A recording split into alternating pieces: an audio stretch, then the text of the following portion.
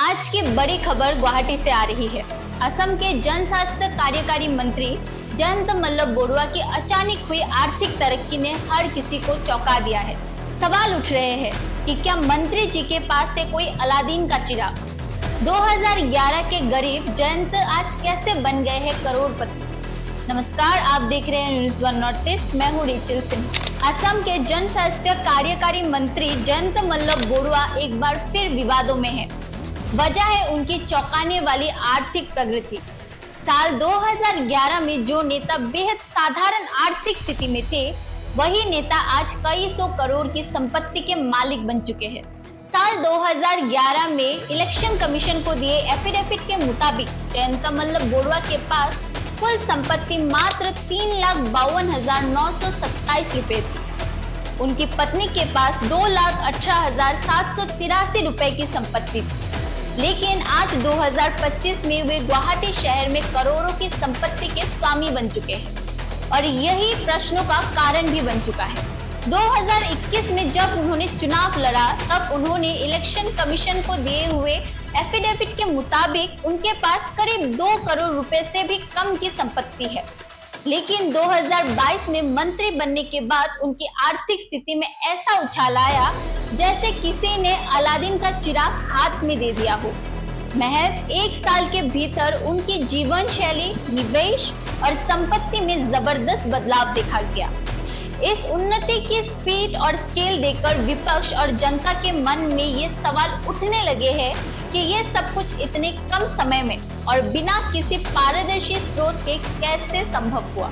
2023 में एक बड़ा घटनाक्रम तब सामने आया जब जयंत मल्ल बोरुआ की पत्नी के नाम पर दिसपुर विधायक आवास गेट के नजदीक 3 कट्ठा जमीन खरीदी गई। यही नहीं, महज कुछ महीने में उस जमीन पर बना दिया गया 3 स्टार होटल कैलाश रेसिडेंसी। जानकारी के अनुसार ये जमीन 26 अप्रैल 2023 को खरीदी गई थी और उसी साल निर्माण कार्य शुरू होकर तेजी से पूरा भी हो गया। ये होटल गुवाहाटी के एक महंगे और रणनीतिक स्थान पर स्थित है और इसकी भव्यता देखकर अनुमान लगाया जा रहा है कि इस पर कई करोड़ रुपए का निवेश किया गया है। सवाल उठता है कि ये पैसा आया कहां से। क्या इसकी जानकारी आयकर विभाग या अन्य वित्तीय एजेंसियों को है। जयंत मल्ल बोरुआ जन स्वास्थ्य विभाग में जुड़े मंत्री है और यही विभाग जल जीवन मिशन JJM को भी देखता है, जो ग्रामीण क्षेत्रों में पानी की आपूर्ति के लिए केंद्र सरकार की एक बड़ी योजना है। इस मिशन में करोड़ों के टेंडर और सप्लाई कॉन्ट्रैक्ट जारी किए जाते हैं। अब आरोप लग रहे हैं कि मंत्री ने इस योजना के नाम पर भारी भरकम कमीशन लेकर अपनी निजी संपत्ति तैयार की है। विपक्ष का कहना है कि ये होटल और बाकी संपत्तियां इसी मिशन से मिलने वाले कमीशन से बनाई गई है। इन आरोपों की पुष्टि तो जांच एजेंसियां ही कर सकती हैं, लेकिन जिस तेजी से संपत्ति में उछाल आया है, उसने संदेहों को बल दिया है। राइजोर दल के नेता अखिल गोगोई ने इस पूरे मामले पर खुलकर हमला बोला है। उन्होंने पत्रकारों से बात करते हुए कहा, এতিয়া মই আপোনালোকক খুদিব খুজিছো যে এজন মানুহৰ কিমান টকা থাকিলে একেদিনাই ৰঙিয়াত 40 বিঘা মাটি কিনিব পাৰে।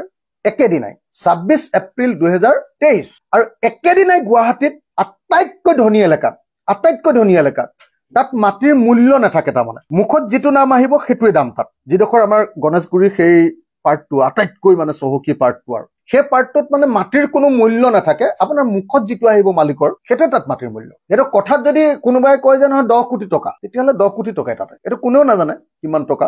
গতিকে তেনেকুৱা 3 কঠা মাটি একেদিনাৰ ভিতৰতে মন্ত্ৰী জয়ন্ত মল্ল বৰুৱাই ক্ৰয় কৰিছে। মই মুখ্যমন্ত্ৰীক এটা কথা কওঁ, মুখ্যমন্ত্ৰীয়ে যে কৈছে যে এতিয়া মন্ত্ৰী আছে, মন্ত্ৰী গলে কেনেকে চলিব। মই মুখ্যমন্ত্ৰীক এটা কথা কওঁ, এতিয়া খেতিয়ক হৈ যেনে তেনে কষ্ট কৰি হাল বাই আছে, বুঢ়া হলে কেনেকে চলিব। ৰোৱনী গৰাকী বয়স হলে কেনেকে চলিব। শ্ৰমিকজন যিজনে আপোনাৰ ঘৰত 250 টকা বা 500 টকাত কাম কৰে, আপোনাৰ একদম দালানটো ওপৰত ওলমি ৰং কৰি দিয়ে, ওলমি আপোনাৰ 5 মহলীয়া দালানটো, সেই মানুহজন বয়স হলে কেনেকে চলিব। অংগনবাদী কৰ্মীবিলাক বয়স হলে কেনেকে চলিব। আমিতো MLA বিলাকে পেঞ্চন পাম। বোধহয় আজিৰ দিনটোত আমাৰ পেঞ্চন 85,000 মান টকা হয়গে নেকি। সববিলাক মিলাই 60,000 টকা বোধহয় হেৰিয়াৰ মানে এইটো পেঞ্চনটো, আৰু বোধহয় 20,000 নে 25,000 টকা এটা মই কৈ আছো দুষ্ট মানুহবিলাকৰ এজন ডাঙৰ প্ৰতিনিধি এতিয়া প্ৰমাণ নকৰে জানো কওক। এতিয়া বহুতে সুধিব পাৰে যে আপোনাৰ জয়ন্ত মল্লবৰুৱাই ইমান টকা ক'ত পাইছে। মই আপোনালোকক এবাৰ এটা কথা ক'ব।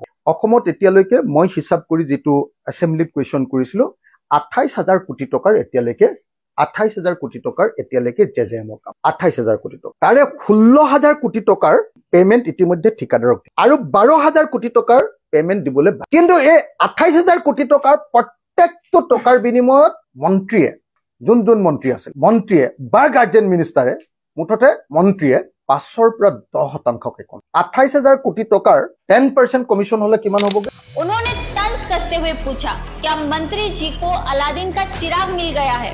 उन्होंने राज्य सरकार और मुख्यमंत्री पर भी सवाल खड़े किए कि क्या वे इस भ्रष्टाचार को भी संरक्षण दे रहे हैं। मुख्यमंत्री हिमंत बिस्व शर्मा की चुप्पी इस पूरे मामले को और भी संदेहास्पद बना रही है।